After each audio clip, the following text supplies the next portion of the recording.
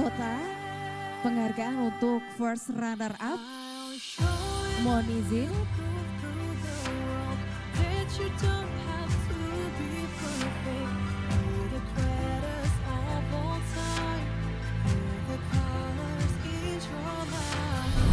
Sobat UNES, nyangka gak sih kalau yang di video tayangan tadi adalah salah satu mahasiswi dari program studi psikologi Universitas Negeri Semarang yang baru saja meraih sebagai gelar Putri Kebaya Jawa Tengah dan akan berlaga dalam ajang Putri Kebaya Indonesia. Seperti apa kiprahnya? Mari kita simak selengkapnya bersama saya Hendra Febri dalam Podskamling Podcast Kampus Keliling.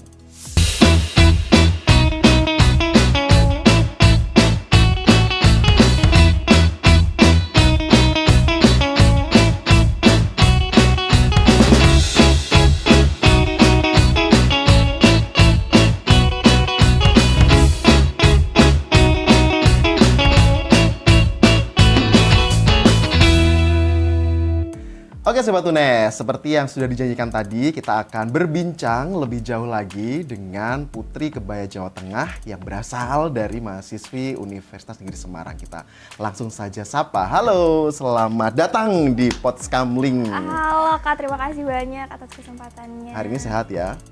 Sehat, alhamdulillah. Boleh disapa dulu Sobat UNES sambil say hi mungkin ke Sobat UNES semuanya. Halo Sobat UNES, perkenalkan aku Naila Syafa Firly Arifianti. Aku bisa dipanggil Naila ataupun Ayla. Aku sebagai mahasiswi Psikologi Universitas Negeri Semarang and your first runner-up Putri Kebaya Jawa Tengah tahun 2026. Wow, luar biasa. Kurang lengkap gitu rasanya kalau misalnya seorang putri itu nggak oknum gitu ya. Waduh. Coba dulu opening number dulu coba. Kesana ya? Ya boleh, Oke. silakan. Kita latihan dulu. Ya. Naila Syafa Firly Arifianti, 21 tahun, Jawa Tengah 2. Yeay, luar biasa sekali. Itu nanti akan dibawa Naila gitu ya ketika nanti berlaga di ajang nasional gitu ya. Betul Putri sekali. Kebaya Indonesia. Indonesia. Ya, oke. Kita akan mengupas nih seperti apa sih perjalanan Naila, boleh diceritakan nggak sampai pada akhirnya Naila menjadi salah satu peserta untuk Putri Kebaya Indonesia. Boleh diceritakan perjalanannya mungkin dari seleksinya dan lain sebagainya. Oke, ini merupakan perjalanan yang bisa dibilang cukup panjang ya Kak. Berawal dari tahun 2025, pertengahan 2025 itu aku mendaftar. Kemudian audisinya dilaksanakan di Kota Semarang. Itu setelah dinyatakan lolos menjadi grand finalis, mohon maaf. Aku menyiapkan banyak hal tentunya, mulai dari syuting video profile, syuting video catwalk challenge, terus video talent juga. Sampai akhirnya pelaksanaan Grand Final Putri Kebaya Jawa Tengah ini dilaksanakan di bulan Januari di TATV Solo. Wow, luar biasa. Berarti begitu banyak seleksi yang harus dilampaui gitu ya sampai pada akhirnya di titik saat ini. Oke, Naila sebagai Putri Kebaya Jawa Tengah gitu ya. Apakah sebelumnya pernah mengikuti ajang-ajang pageant serupa atau mungkin waktu kecil atau mungkin waktu di sekolah pernah nggak ikut ajang-ajang sebelumnya? Actually, this is my first time pageant experience gitu Kak. Mungkin dari kecil aku emang suka banget nih nonton-nonton pageantry di Indonesia gitu, di televisi sama mama. Cuman untuk mencobanya ini baru pertama kali gitu. Setelah melewati berbagai keraguan dan ketakutan tentunya ya, akhirnya bisa berdiri di sini hari ini bersama dengan Kakak. Oh gitu, jadi sebenarnya keinginan sudah sejak kecil gitu ya. Iya. Nah kenapa pada akhirnya di usia sekarang gitu ya, Naila kemudian, oh ya sudahlah aku mau nyoba nih join untuk Putri Kebaya gitu. Kenapa pada akhirnya Naila tuh memilih Putri Kebaya gitu? Apakah ada mungkin visi khusus gitu ya, atau mungkin ada hal yang ingin dicapai gitu? Karena kenapa milihnya Putri Kebaya? Karena Putri Kebaya ini memiliki visi dan misi tentunya yang sejalan gitu dengan visi misi aku. Mulai dari pemberdayaan perempuan, terus pelestarian kebaya dan juga budaya itu sendiri. Jadi aku memilih ajang ini. Terus kenapa baru ikut di tahun sekarang itu dia, gitu kenapa? ya? Karena pada waktu itu pas masih kecil aku masih banyak takutnya, aku masih banyak ragunya. Terus ketika aku sudah mulai dewasa, aku belajar bahwa hal terbaik yang bisa kita berikan ke diri sendiri adalah untuk mencoba berbagai hal gitu. Untuk berani aja dulu, dan akhirnya aku memilih untuk berani menggapai salah satu mimpi aku. Wow, luar biasa ya, berarti di usia sekarang baru berani gitu ya untuk ini. Gimana sih rasanya pakai mahkota? Aduh, rasanya pakai mahkota Sebenarnya mungkin mahkota ini hanya sebagai pelengkap aja gitu ya, tapi lebih bagaimana kita merepresentasikan sebagai seorang putri itu, kemudian mengemban tanggung jawabnya itu sih yang dirasa agak cukup berat. Betul ya, jadi kalau misalnya jadi putri itu emang mungkin selama ini kalau orang melihat jadi putri itu cuma cantik-cantikan gitu ya, atau mungkin ya sudah cuman hadir, duduk gitu ya, padahal dalam kenyataannya tidak gitu ya. Iya. Apalagi kalau misalnya mahkota menggambarkan itu ada sebuah tanggung jawab yang berat gitu ya, di Betul. otak kita gitu mungkin gitu ya, di kepala kita gitu ya, selempang dengan logo di pundak itu kan merepresentasikan bahwa di pundak kita ada sebuah tanggung jawab yang harus dilaksanakan gitu ya. Nah kalau di Putri Kebaya sendiri, apa sih tugas-tugas yang harus dilakukan sebagai seorang Putri Kebaya mungkin? Oke, karena kita Putri Kebaya tentunya kita diharuskan gitu untuk mengajak para generasi muda nih untuk kita melestarikan kebaya, melestarikan budaya dan juga ikut turut andil berkontribusi ke masyarakat dalam bentuk sosial dan juga bidang-bidang lainnya seperti itu. Oh luar biasa, berarti memang fokusnya ke ini ya, pengenalan budaya dari penggunaan kebaya dan lain sebagainya. Nah, berbicara tentang pelestarian dan penggunaan, Naila sendiri dalam kehidupan sehari-hari apakah selalu menggunakan kebaya gitu, atau mungkin kuliah ke kampus gitu pakai kebaya, atau seperti Dibilang apa? selalu enggak, tapi oke. sering banget gitu. Karena aku juga ingin gitu sebagai representasi perempuan Indonesia bahwa kebaya itu nggak cuman dipakai di waktu-waktu acara tertentu formal, gitu ya. iya, kayak wisuda misalkan. Tapi juga bisa loh dipakai misalkan untuk hangout sama teman-teman atau untuk kuliah gitu. Jadi aku ingin teman-teman sobat UNES juga ketika misalkan di kuliah melihat aku yang memakai kebaya tuh mereka terinspirasi juga untuk mengenakan kebaya ataupun batik misalkan wastra-wastra Nusantara lainnya ke kehidupan sehari-harinya. Oh, berarti Naila di kampus juga sering memperkenalkan gitu ya, atau mungkin menginfluence gitu teman-teman di kelas atau mungkin di kampus untuk ayo kita pakai kebaya gitu, pernah nggak? Atau mungkin satu momen gitu dalam satu hari kita pakai kebaya semua ya gitu, pernah nggak? Mungkin waktu itu kita ada hari batik, terus kita sekelas tuh yang kayak sama-sama yuk kita pakai batik, kita foto-foto kayak gitu, biar kayak ini kita nih batik itu nggak cuman dipakai bentuk baju aja, misalkan ada loh rok batik seperti yang aku gunakan kayak ini, terus bisa juga loh batik dijadiin obi atau apapun. Jadi sebagai generasi muda, sebagai Gen Z gitu ya, style-style baju-baju tradisional ini tuh bisa kita kita olah gitu, jadi nggak yang monoton gitu bahasanya. Wow, luar biasa sekali ya. Berarti ternyata tugasnya juga cukup berat ya untuk memperkenalkan bagaimana kebaya. Seperti yang kita ketahui mungkin Sobat UNES ya, mungkin kebaya itu masih banyak dipandang oleh apalagi generasi muda gitu ya, pakai kebaya itu seperti jadul gitu ya, atau mungkin kurang fashion misalnya gitu ya. Tapi ternyata di balik itu ada hal-hal yang mungkin bisa kita lestarikan sehingga kebaya juga akhirnya bisa dipakai di momen apapun gitu ya. Bener banget. Luar biasa sih. Dan itu salah satu tugas dari Putri Kebaya. Putri Kebaya, luar biasa. Berarti sekarang sedang persiapan gitu ya untuk menuju ke ajang nasional. Boleh diceritakan nggak persiapan ke nasional apa saja? Oke, kebetulan persiapannya itu cukup panjang sebenarnya, tapi harus disisip-sisipin dengan kegiatan lainnya karena kebetulan aku juga sebagai mahasiswa gitu ya di semester 6 ini aku ada kegiatan KKN, ada kegiatan magang juga. Jadi bagaimana aku bisa manage waktu nih antara kewajiban aku sebagai mahasiswa dan juga tanggung jawab aku sebagai Putri Kebaya Jawa Tengah yang akan mewakili Jawa Tengah itu sendiri di ajang nasional. Untuk persiapannya tentunya banyak sekali Kak yang perlu disiapkan ya, mulai dari produksi video tadi, video profile, video talent, catwalk challenge, terus kemudian dari diri aku sendiri tentunya ya aku mempersiapkan berbagai hal, mulai dari catwalknya, terus public speaking, mindset, terus materi-materi apa aja sih tentang Putri Kebaya dan juga tentunya advokasi dan program-program itu sendiri. Wow, ini menarik nih berbicara tentang advokasi gitu ya, karena memang kalau di ajang-ajang pageant gitu ya selalu menuntut gitu ya untuk para putri-putrinya ataupun para pesertanya itu selalu memiliki advokasi ya yang harus dijalankan, atau mungkin program-program yang mereka lakukan yang memang langsung berdampak kepada masyarakat itu sendiri. Nah, kalau untuk Naila sendiri, advokasi apa yang Naila angkat ke ajang Putri Kebaya ini? Putri Kebaya, oke. Advokasi yang aku bawakan itu bernama Kembang, itu singkatan dari Kebaya Empowerment, Beauty, Action, Nation, and Grace. Wow, menarik. Bisa diceritakan nggak Kembang itu seperti apa dan kiprahnya sudah Naila sampai mana nih untuk advokasi Kembang? Untuk Kembang sendiri ini tuh dibangun di tahun 2025, pertengahan 2025. Di sini memiliki 3 pilar, yakni budaya, kebaya, serta pemberdayaan perempuan. Aku di sini tuh ingin menjadikan platform advokasi ini tuh bukan hanya sebagai program-program aja, tapi sebagai bukti aksi nyata seorang perempuan, seorang generasi muda nih untuk mengajak sesamanya untuk melestarikan kebaya, untuk melestarikan budaya, dan juga mengajak para perempuan ini untuk kembali kepada dirinya sendiri. Karena seperti yang kita tahu ya, banyak perempuan yang mungkin masih struggle dengan rasa insecurity-nya mungkin, dan aku ingin platform ini tuh bisa mengembalikan kepercayaan diri para perempuan, bikin perempuan-perempuan di Indonesia itu cinta akan dirinya, terus bisa pushing their potential kayak gitu. Jadi mereka tuh bisa loh ngelakuin apa aja di dunia ini as long as they do it. Gitu. Wow, luar biasa sekali. Menarik ya ketika advokasi kembang ini ternyata tidak hanya berfokus pada kebayanya gitu ya, tapi ternyata Naila juga mengangkat bagaimana seorang wanita itu mereka bisa mencintai dirinya gitu ya, mungkin bisa bangkit dari rasa insecurity-nya gitu ya. Nah, apakah ini berangkat dari pengalaman Naila sendiri gitu ya, ataukah memang ya udah aku mau fokus ke sini, atau memang itu berangkat dari latar belakang Naila pernah mengalami hal semacam itu? Itu dari pengalaman pribadi tentunya. Back in 2020 kita tahu bahwa kita terbatas nih untuk keluar gitu kan.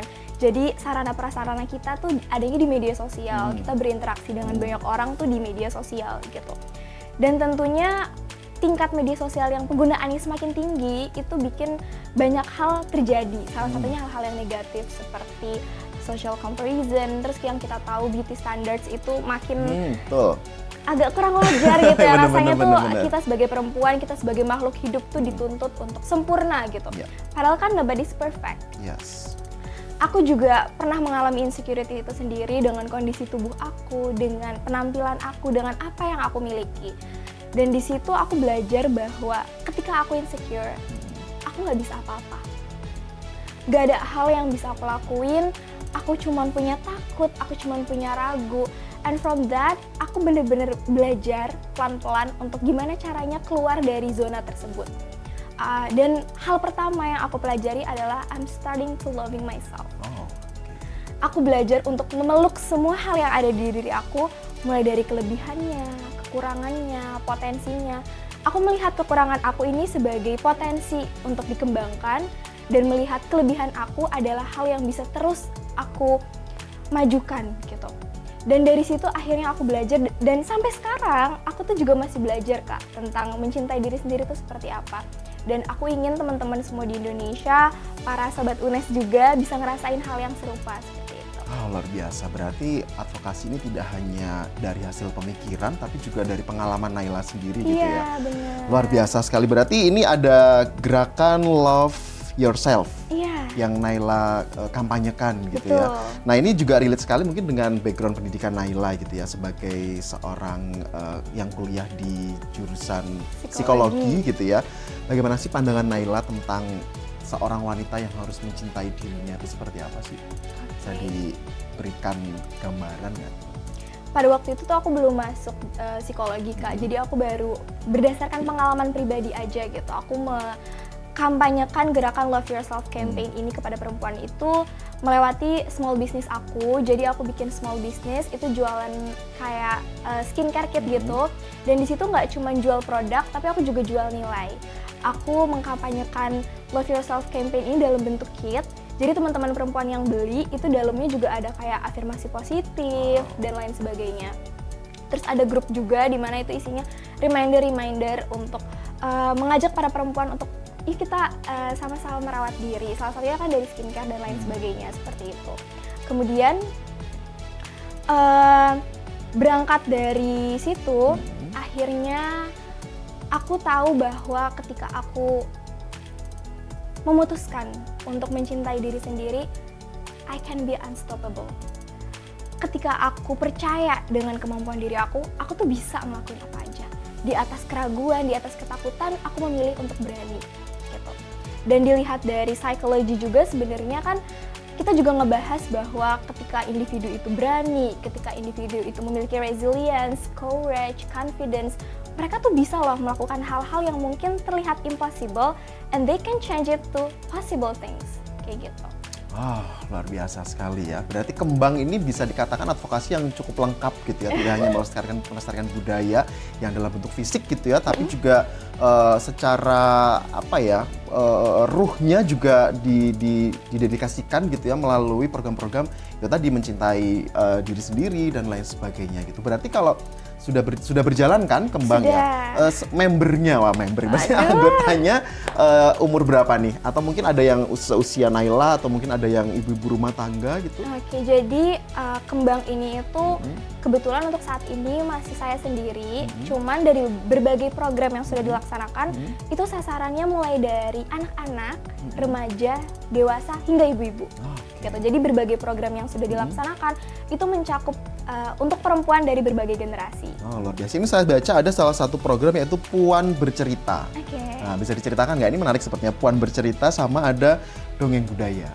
Kalau yang untuk Puan Bercerita itu aku bertanya tentang isu-isu yang terjadi, terus kemudian pendapat-pendapat pribadi para perempuan, baik dari mahasiswa pada waktu itu dan juga ada dari UMKM, seorang ibu-ibu, dia juga seorang istri yang menjadi penjahit dan juga penjual kebaya gitu. Jadi aku banyak-banyak nanya, banyak belajar juga dari mereka-mereka dan dibuat video, kemudian videonya aku tampilkan di media sosialnya Kembang gitu. Jadi biar teman-teman itu bisa lihat dan juga bisa mengambil nilai dan juga pelajaran dari mereka-mereka ini. Jadi semacam kisah inspiratif gitu ya? Iya, betul sekali. Luar biasa. Sebenarnya gitu ya, ini pertanyaan yang mungkin cukup apa ya, umum sih sebenarnya gitu ya, tapi perlu ditanyakan juga gitu ya. Ketika Kembang ini sebagai sebuah advokasi gitu ya untuk ajang ini gitu, apakah nanti akan setelah Naila tidak menjabat apakah berhenti gitu ya program ini, ataukah ada mimpi-mimpi lain dari seorang Naila untuk Kembang ini? Oke, jadi advokasi Kembang ini tentunya tidak berjalan hanya ketika mengikuti kompetisi, tapi ketika sudah selesai berkompetisi pun, selesai menjabat pun, program ini akan terus kita gaungkan. Karena tentunya aku juga percaya semua putri-putri di Indonesia juga memiliki satu mindset yang sama, yakni 1 tahun menjabat selama yang menginspirasi. Jadi aku ingin sekali bahwa program ini akan menjadi program yang sustainable dengan bekerja sama dengan pihak Putri Kebaya Indonesia, para stakeholders, governments, dan juga youth movement seperti itu. Luar biasa ya, jadi memang ada mimpi-mimpi yang harus dicapai gitu ya, tidak hanya berhenti pada sebuah advokasi. Ini menarik karena memang mungkin sekarang relate ya, apalagi kalau kita lihat ya teman-teman yang seusia Naila mungkin ya, Gen Z gitu ya. Mungkin banyak yang saat ini belum begitu mengenal tentang kebaya gitu ya, belum bisa seutuhnya gitu ya mengenali dirinya, sehingga dia belum banyak insecurity yang harus mereka apa ya, istilahnya masih insecure gitu ya. Nah, mungkin Naila di sini hadir sebagai ini ya, sosok yang nantinya akan memberikan solusi di antara itu semua gitu ya, luar biasa. Nah, kalau misalnya kita bertanya nih tentang Gen Z tadi ya, seusia Naila gitu, seperti apa sih sebenarnya pandangan gitu ya dari teman-teman seusia Naila itu tentang kebaya atau mungkin tentang perempuan Indonesia, seperti apa sih? Aku kalau melihat dari para Gen Z baik di media sosial maupun di kehidupan nyata gitu, sebenarnya mereka itu cukup paham gitu, cukup tahu tentang keberadaan kebaya ini tuh nggak hanya dipakai di waktu-waktu tertentu kok, bisa dipakai kapan aja. Tapi yang kurangnya di sini adalah kesadarannya untuk menggunakannya gitu. Jadi sebenarnya mereka paham, tapi mereka belum ada kesadarannya nih untuk melakukan hal tersebut gitu. Jadi di sini aku pengen banget untuk mengajak teman-teman aku, mengajak seluruh generasi muda di Indonesia, para perempuan dan juga tentunya dari Sobat UNES semuanya, ayo kita sama-sama untuk melestarikan budaya kita, terutama kebaya ini.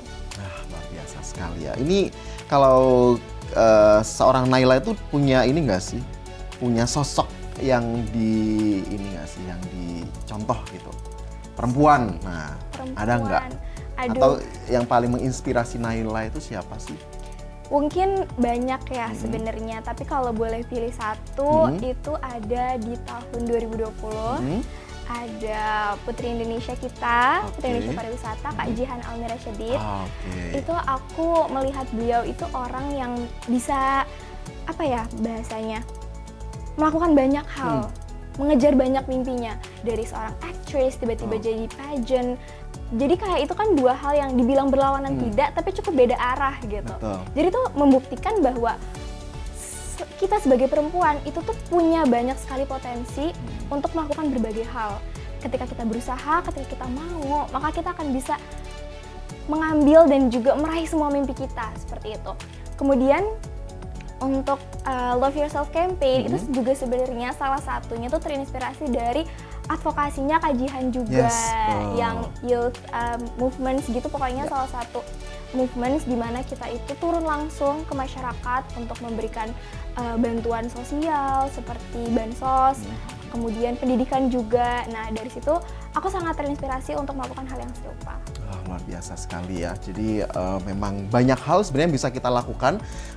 Saya percaya bahwa ketika kita punya gelar gitu ya, suara kita akan lebih mudah didengar gitu ya. Dan itu mungkin yang dimanfaatkan oleh Naila ketika menjadi seorang putri kebaya Jawa Tengah gitu ya. Banyak hal-hal yang kemudian untuk menginfluence banyak orang supaya melakukan hal-hal yang lebih positif gitu ya. Nah ini berbicara tentang persiapan Naila ke ajang nasional nih. Tadi kan sudah diceritakan nih banyak sekali yang harus dipersiapkan. Betul. Bagaimana sih seorang Naila gitu ya untuk membagi waktu, apalagi semester 6 ya. Aduh, iya. Banyak sekali mungkin kegiatan-kegiatan di kampus yang harus dilakukan. Nah bagaimana Naila memanajemen waktu atau membagi waktu ketika harus sibuk untuk mempersiapkan di ajang nasional tapi juga tidak keteteran dalam hal akademik di kampus. Oke, yang pertama adalah untuk menentukan prioritas gitu. Bagaimana kita bisa mengemban tanggung jawab kita sebagai seorang putri dan juga tetap melaksanakan kewajiban kita sebagai mahasiswa gitu. Dan hal yang dilakukan tentunya nggak hanya manajemen waktu, tapi bagaimana kita manajemen energi, manajemen mood. Karena misalkan dari pagi sampai sore aku magang nih, pulangnya aku harus tetap latihan catwalk, pulangnya aku tetap harus latihan koreografi, dan itu kan tentu harus mempersiapkan energi yang banyak gitu ya Kak, mood yang juga besar gitu. Jadi itu semua yang harus dipersiapkan.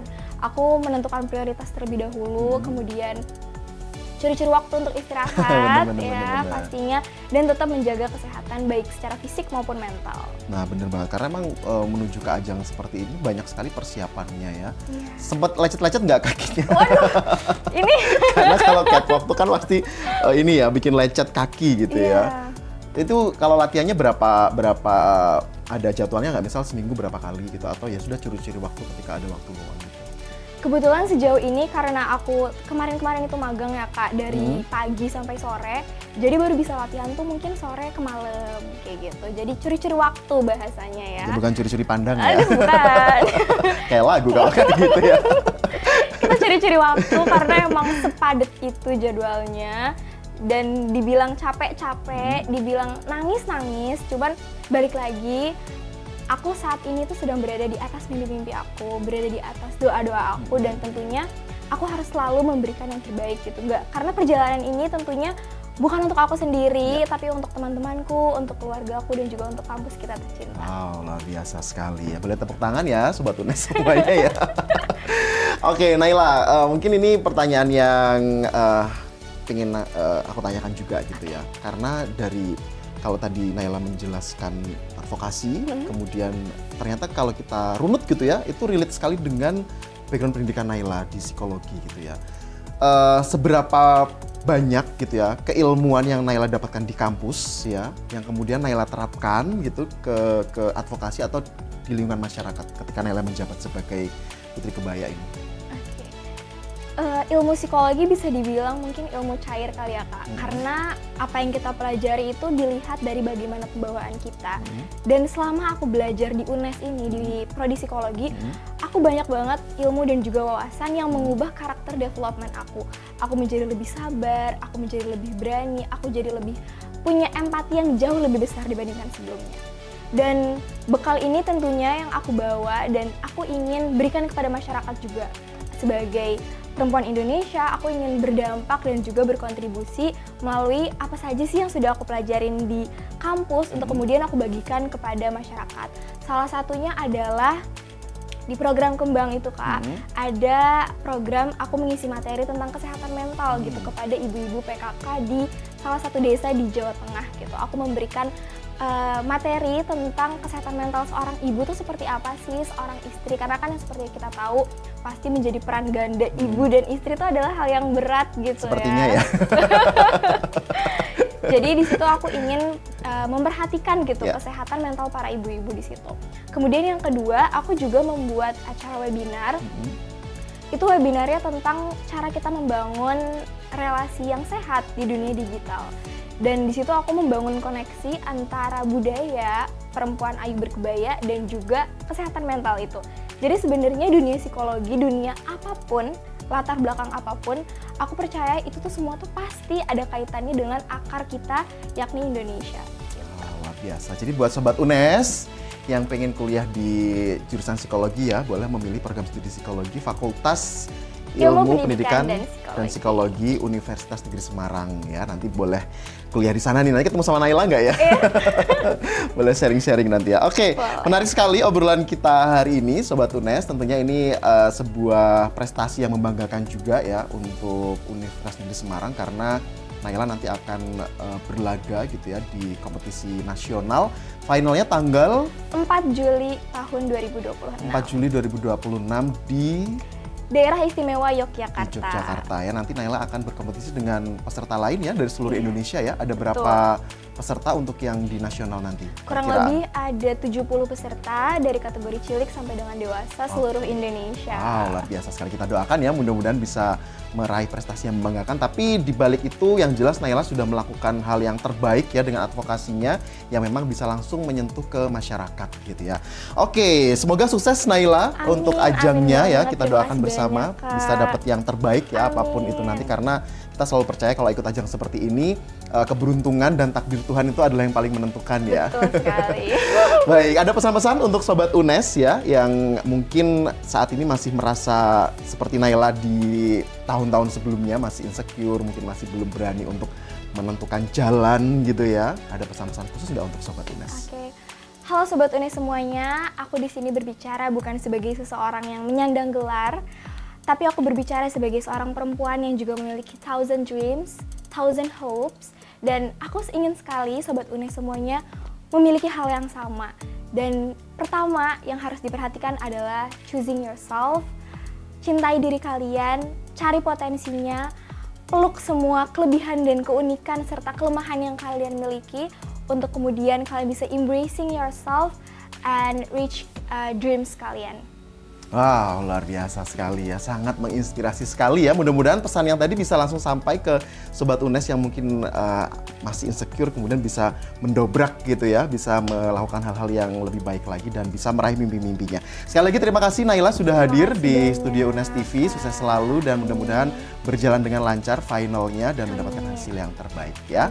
Baik Sobat UNES, demikian obrolan dengan Naila yang nantinya akan berlaga di ajang nasional Putri Kebaya Indonesia. Terima kasih untuk Anda yang sudah menyaksikan kanal YouTube UNES TV. Selalu saksikan tayangan-tayangan berikutnya yang tentunya selalu memberikan inspirasi untuk kita semuanya. Dan saya Indra Wahyu pamit. Terima kasih. Sampai jumpa.